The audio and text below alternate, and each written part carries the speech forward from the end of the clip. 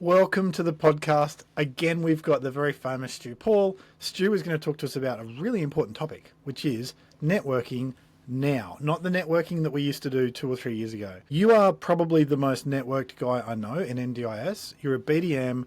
You're a BDM for a plan manager assist, and you love to just help people connect with the right people. And I know that if I need something, you would be one of the first people that I'd ask because you know who I should talk to. So tell us, how does networking itself work now? And then later I'll ask you how networking events should work. What's your best advice for how we do networking these days? Yeah, and Michael, look, thanks for having me back on. I appreciate the chance to come and talk again. Look, when it comes to how we network, I think the first thing and foremost is that it is a connection between two people first and foremost before it is a connection between two businesses. This is for a couple of reasons, is because the changing nature of the NDIS is that we will always see people change different organizations. That connection is still valid from person to person.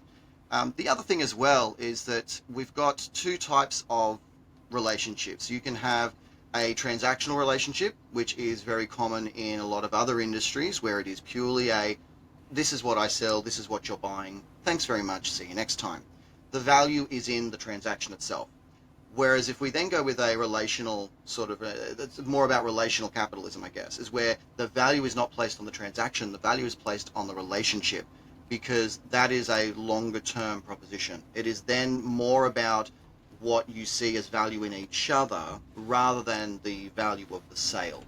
And I think that sometimes gets lost in translation, especially for new providers on that early trajectory of growth, where it is all about participants, where instead the conversation should be around that: where do the stars align, where do our values align?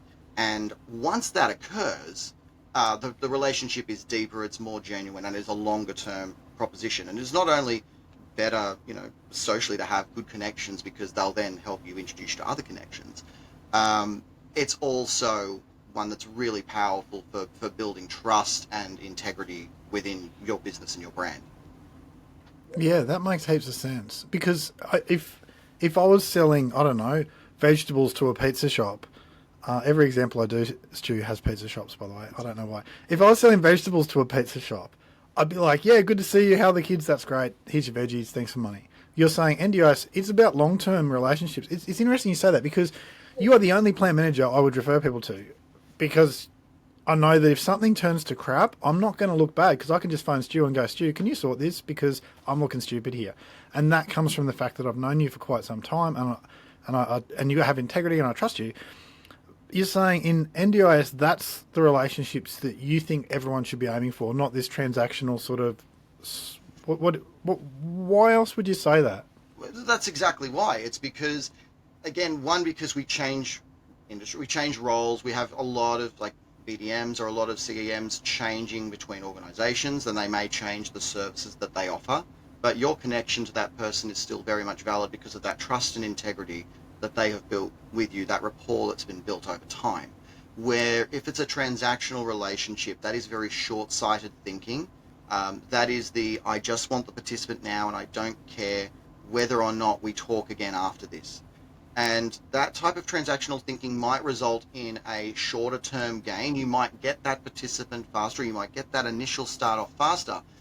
But unless there's trust and there's built up relationship, it's unlikely that it's ever going to go any further.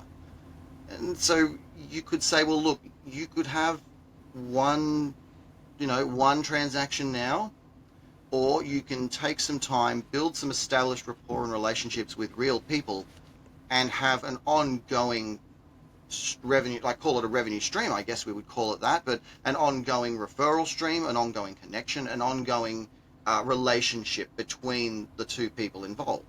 So, I mean, you can go down this route, and you absolutely, if that's what you're all about, that's fine. You won't last very long, and you probably won't be very popular, but that's one path you can choose. Or you can choose to be a human in what is probably the most human sector that we could possibly have. I like how you think. It makes sense. And it's like when people first start, their KPIs drive them. Their boss is like, you must make a sale. But that one sale, I mean, I've got people who've sent me many, many referrals. And I'd rather have one person who sends me many referrals than 10 shallow, crappy relationships that are just fake. I can see the logic of what you're saying. All right, so then let's talk about networking events, because the whole world knows what I think of networking events. Sort of important when you first start out, but in the long term, once you've built those relationships, there's probably better ways. You know, like LinkedIn would be an example of a much better way than just going to another networking event.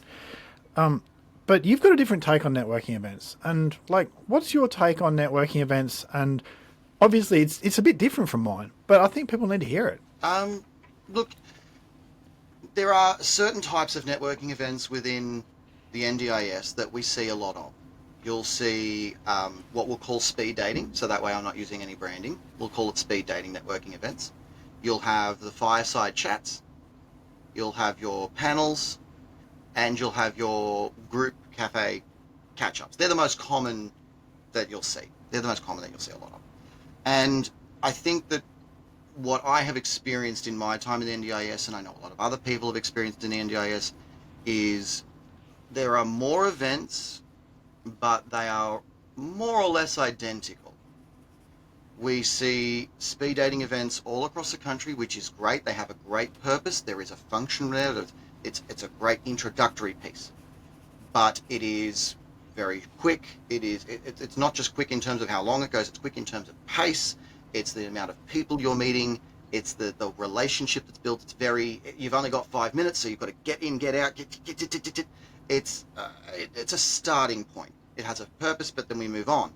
The other stuff, your fireside chats and your panel discussions, they're good for information, but they lack a level of interactivity. You could have done that via Zoom.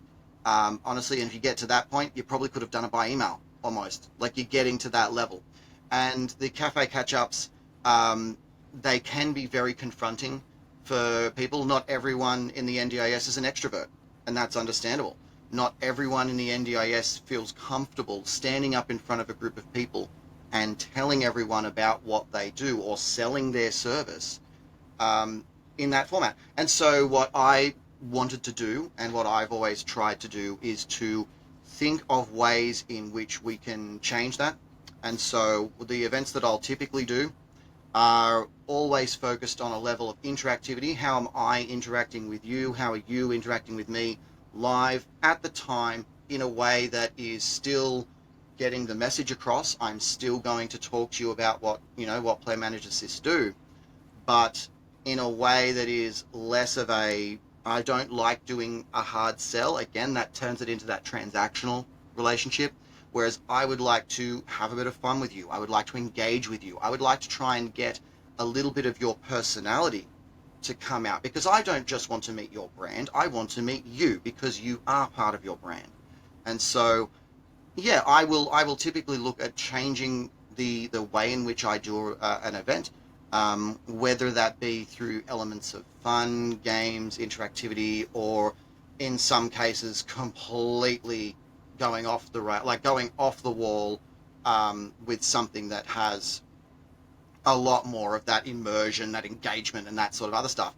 And the other thing that I also want to point out is that it is very rare for me to do an event entirely on my own. Pretty much like 90% of the events that I will run will be in collaboration with another provider. And there's a reason for that, and we can go through that as we go. But the part of that is that it's about having other, it softens it as well, because it then becomes less of a hard sell and more of a let's look at a few things here, because you want to maximize the time. You want to make sure that you respect and value the time of your attendees, whether they be coordinators, core providers, whoever your target cohort is, whoever it is you want to be networking with. And that's really important, because you want to respect their time. They're taking time out. That's money out of their own business that gets lost, because that's not billed time. They're not with a participant. They're not adding their billables at that time. They're taking that time out of their business to spend it with you. And so what are you doing to respect that time? Well, are you just giving them the hard pitch that you could have done by email, or are you going to give them something that shows that you respect them?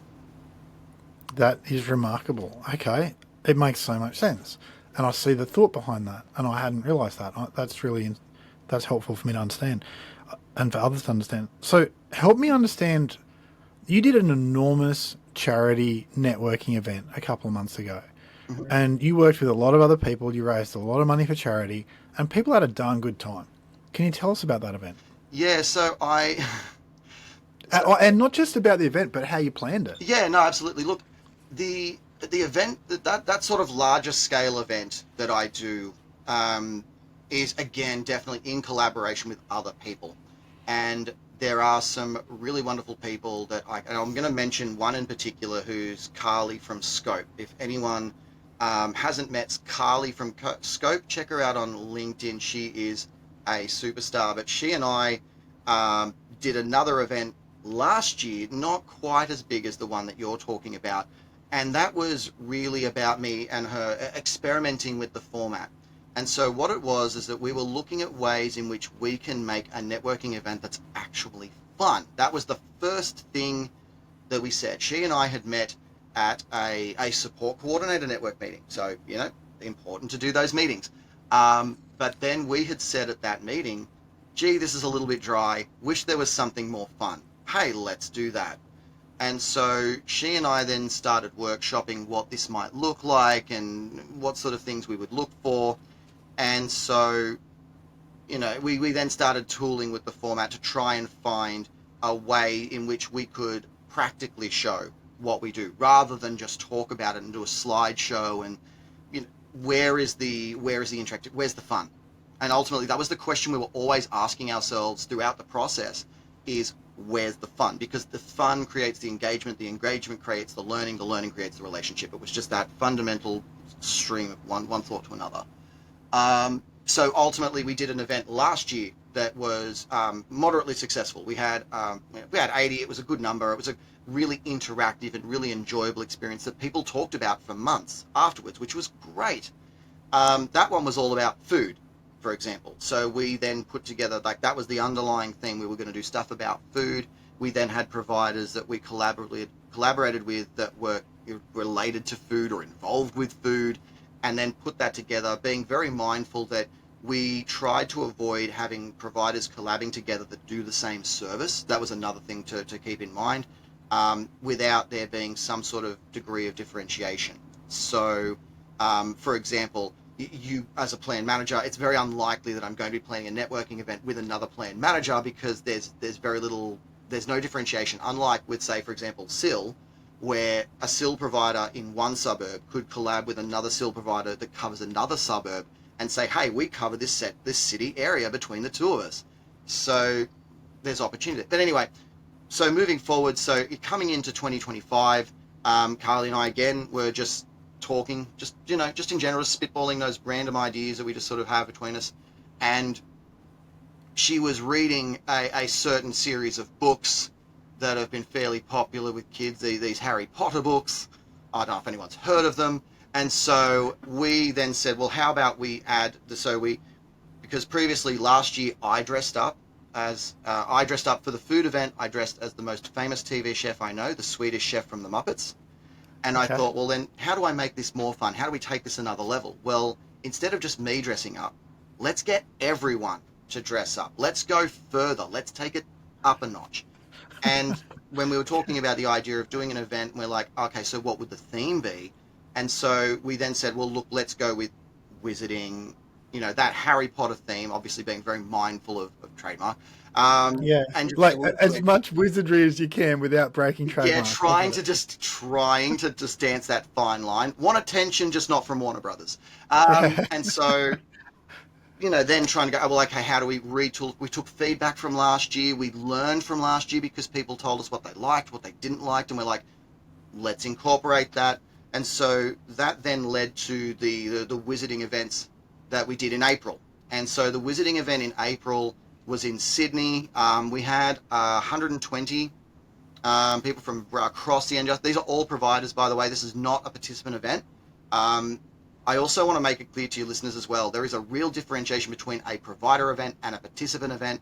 not because you want to exclude one from the other because you want to be rude, but because the language is different. The language that we are using right now is a professional dialogue between providers, whereas the dialogue that we would use for participants, the language is different. It's not that we're trying to be condescending, it's that we're trying to just communicate in ways that are related to a business versus related to operating and giving a great service. Well, that makes heaps of sense. Like Something that, the yeah, language I would have at a wedding compared to the language at a 7-year-old's birthday party is different. They're for different purposes, you exactly. know. And you're saying, look, a networking event for providers, businesses, is obviously going to be different from what you do for participants. People might get upset about that, but it's just the truth, you know. And that's fine. But look, and there's very few opportunities for there to be crossover between the two. But anyway, so we then did this event in Sydney. We had so a good friend of mine, Owen, from Fight for Their Future Foundation. He had told me that he was he's got this charity. He wants to spend more time on it. Wants to really make a difference in supporting kids and families pre NDIS. And since obviously working in the NDIS, I'm like, okay, so what we could do is this is actually a solution to a problem that no one is addressing, which is supporting families to get onto the NDIS. But then when they get their plan, they don't know who to talk to and they don't know what to do. So I'm like, well, if they're working with the charity and they're getting their service already from a provider in the NDIS, they've already met the OT. So when they get their plan, it just changes from being the charity supporting them to their plan supporting them. And it's just that streamlined, that process. Not that it should be done by a charity, but, you know. But that was like, okay, so how can we promote that? Well, let's incorporate that into this event. And so we ended up having, it was a really interesting format. And it's still being tinkered with even now. I am still tinkering with and adjusting the format as we go. I do partner with different providers at each iteration as well, because I want to give people the opportunity, different people an opportunity to showcase what they do. I do love working with different providers every time because it's also about me showing that I'm not just tied to one. I am here for all. I am here to support the NDIS, not to support just one business. And I think that comes It does across like keep you that. neutral, doesn't it? Well, It, you need to. Yeah, and it's more than that. It's like if you just work with the same other collaborating provider every time, well, that's one strong relationship you've got. But if you work with, say, 5 providers over 2 years, well, that's 5 really strong relationships. And again, that's back to your networking thing of having longer term, strong relationships that last. Like that does make sense. Absolutely. And so, so that was the event that we did in Sydney, and then tinkered with it a little more and did Newcastle as well. And now am tinkering with it yet again. And we're going to be in the next one, actually, because this will be released by the time it's actually published. So the next one will be in Melbourne next. We'll be in Melbourne on the 23rd of July. And we're throwing down the gauntlet. So Sydney had 120. So Melbourne, who claim to be better than Sydney at everything, this is their opportunity to prove it by showing that they're willing to engage in a new type of networking event that they've never seen before. And I'm partnering with some amazing people down in Victoria, down in Melbourne.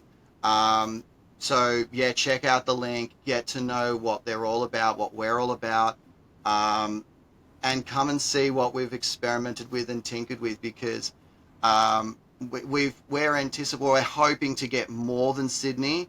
I, being from Sydney, I obviously am a little biased in who I think is the better city, but I'm giving them the opportunity to prove me wrong, and I want to be wrong, but I leave it to Melbourne to decide what they think. You're so funny. By the way, just got to be real. Okay.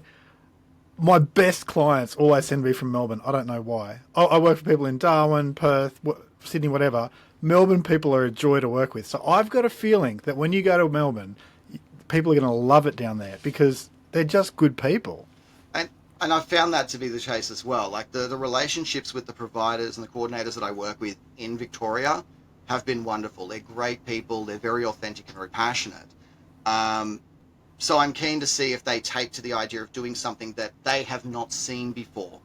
and going to a network, especially right now when there have been so many changes in the NDIS. We've got price guide changes, rule changes, where it's going to be more difficult for people to be able to afford the time to go out and network. Now more than ever, it is about demonstrating value for, and I say value for money, the tickets are free, but value for money in the sense of value out of your business time to come along to an event and have fun at the same time, but still have it being worthwhile for your business.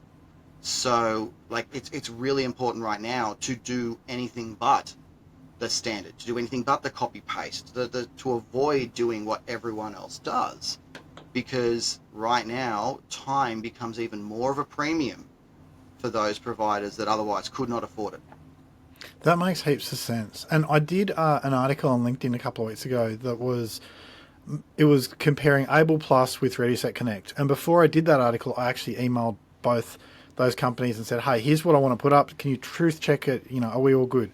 And I got the go ahead from them both. So what did come out though in the comments people made after I produced that comparison was that it's not about the networking event. It's about the getting someone's contact details who is the right fit for you and then catching them afterwards on LinkedIn or whatever. And I'm like, oh, I wish I'd put that in the articles because that is the key to these speed dating events is catching people afterwards. So what would be your recommendation for someone who, let's say they turn up to a wizardry event in Melbourne, at the event, it's all interactive, they're hanging out with people. How do they do follow-up? Like, what would that look like? Exactly the same as a speed dating event. While you are at our event, I am encouraging people, bring your cards. If you've got a trifold, I'm going to try and have a table for trifolds as well, just because people like to have that sort of stuff. But no, swap business cards. Still have fun, engage with one another, and still book the follow-up. That doesn't change. The idea of an introduction happening, meeting an amazing provider that you click with straight away because you're doing something enjoyable together, can still result in the same thing. It's just presented in a different way. It's just putting a different skin on it, mate. And so the idea is, yeah, absolutely, you still go and, swap cards while you're there. You still call each other, 3 days later because you don't want to be creepy. And after that, yeah, and then you book the coffee date, the one-to-one afterwards. And at the one-to-one, you then reminisce about the fact that you met at this interesting or bizarre thing. You joke about it, you laugh about it, and you start talking, you start that conversation. So it's the same thing as when you're doing those speed dating events. A lot of the time, the initial part of the conversation was, gee, that event was so quick, I barely got to talk to anybody. Oh, wow, did you see how many people? Oh, did you see that one table with that guy that was crazy? Like, it still just starts a conversation. That makes so much sense. Like, so much sense. And an introvert can do that. And you've just given them the script. It's like the script when you see someone you haven't seen for 6 months is, how are you going? Oh, how are the kids? Yeah, the weather's been whatever. You've just given them the script. Like, that makes so much sense. So the next question I ask you is Stu, about half the people I work for are moving off everything else onto LinkedIn or adding LinkedIn to what they're doing. Now, you are one of the few people who does what I would call innovative things on LinkedIn. There's a lot of dad jokes, a lot of silly, like, quirky things that are very memorable. Like, you did a Simpsons thing the other day. Like, any video, I don't know how you made a video that included the Simpsons, but it's quirky. How do you use LinkedIn for your networking? So there are obviously that we're talking about these multiple platforms for social media. So we've got LinkedIn, which is very much a professional platform for professionals to connect with one another. You'll then have Meta, Facebook, Instagram. So that's you're connecting with the general populace as well as in groups where you can connect with other providers. And then you've got things like TikTok and YouTube where it is a one-way interaction. It is, I'm talking to you, you are absorbing my content. There is It's very a broadcast. little. The interaction isn't limited, very limited.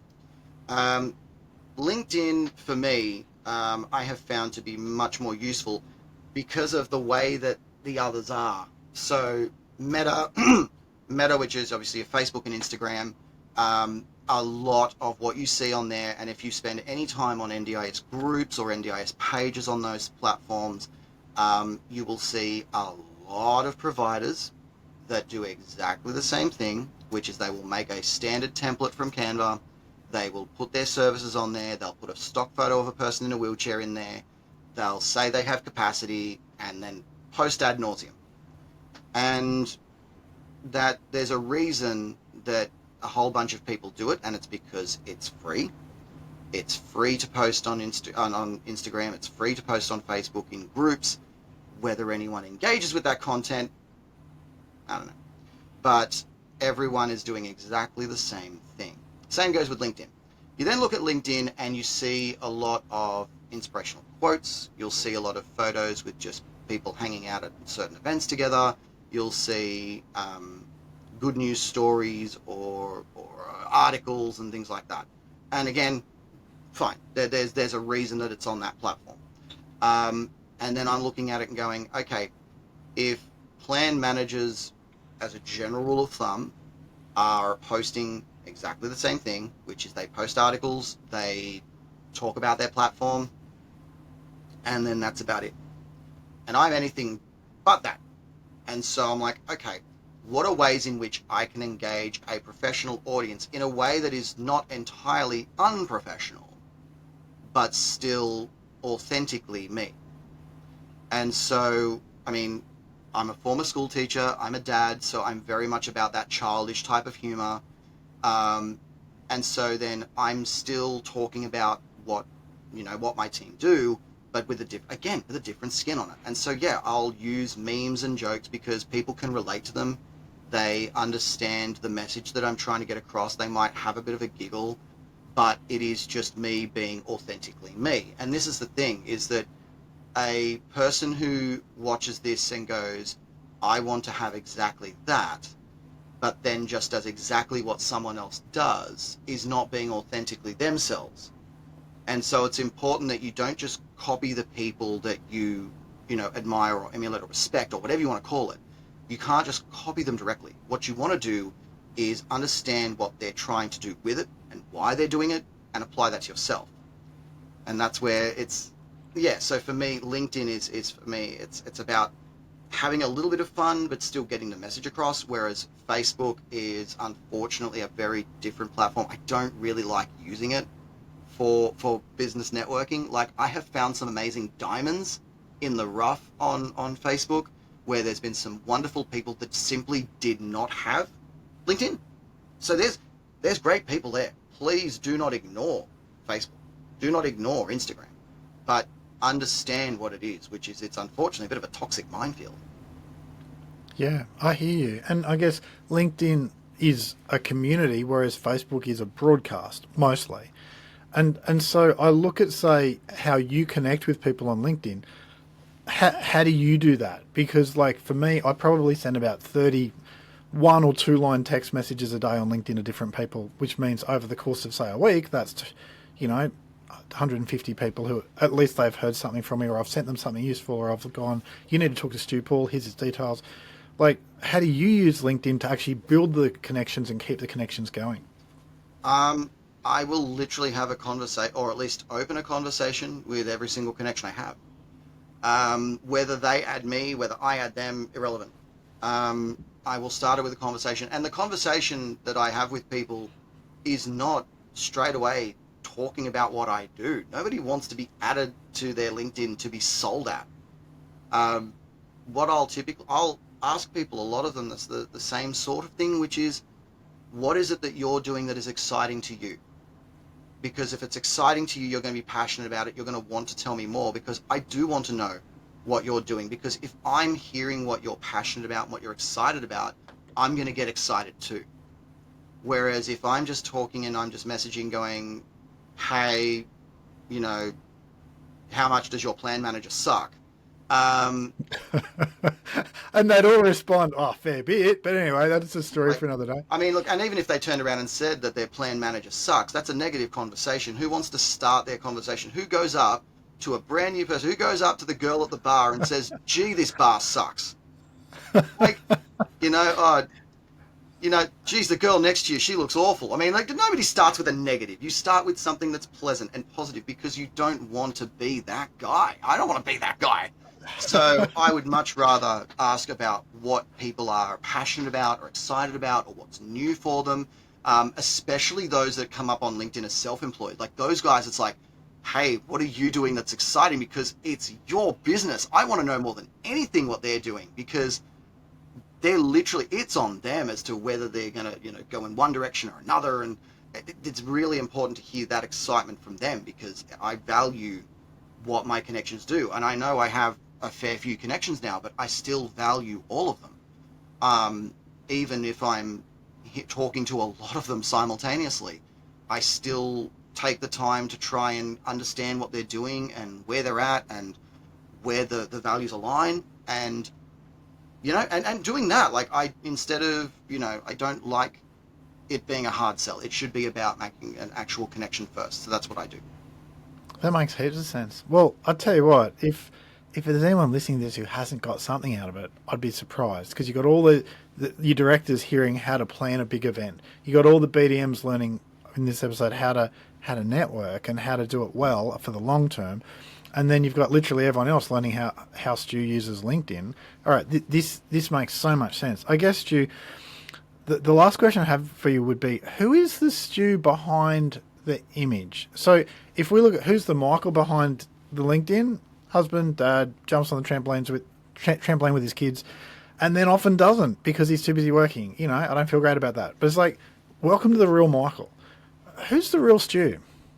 The real Stu, I mean, literally my LinkedIn profile picture is, again, different to what other people do. A lot of other people on their LinkedIn profile photo will use either a corporate headshot or a corporate headshot that was made by AI. Whereas my LinkedIn profile picture is literally me with my son, who was as a newborn at the time, wearing his Rabbitohs jersey along with me wearing mine. He's, I think, 2 weeks old at the time, but that is authentically me. I am a dad, I'm a passionate Rabbitohs supporter, and I'm different. So that is me being authentically me in literally a photo. That's right. And I love your LinkedIn photo. And even as you say that, I can remember it because it does stand out. You're not just another person trying to look impressive. Stu, you everywhere you go, you help people. I appreciate you. You opened, when I first started out I used to be a provider, and I was for a few years. And then when I wrapped that up and started doing marketing for providers, you opened so many doors for me, and I appreciate that. And there were other people who also opened doors for me, but Stu, you stood out because you didn't even know me from a bar of soap, and you were just opening all these doors. So, Stu, I appreciate what you do. You definitely live the talk. And if someone wants to find out more about the next Wizard, or if they're listening to this in a year, whatever you've got up to then, event, whether it's coming up in Melbourne or wherever else, how do they find you, Stu? Well, if they're looking on LinkedIn, they're now going to look for a guy named Stu Paull. They're going to find a guy with a Rabbitohs jersey with his baby with him. So that's the easiest way to know that that's the real me. Yep. Connect with me on LinkedIn. That is usually the best way to do that, because then you can, get my contact details from me. You can email me, you can call me. I don't mind. So that's the best way to start a conversation. That works. Yeah, I That know definitely it works. does. Like it does work. And I guess that's the best way to reach me. That's where they can find me. LinkedIn's the best place. I mean, I do occasionally comment on Facebook, but good luck. It's all good. If they're not on LinkedIn, they can find me at athletickoala.com.au, and they can send me a message, and I'll literally give them Stu's number. Easy. Yeah. All right, let's hope they're not a scammer. All right, well, Stu, you're doing a great job. I appreciate it. I'll catch you on another podcast. Thanks for hanging out today. Mate, thank you very much for having me.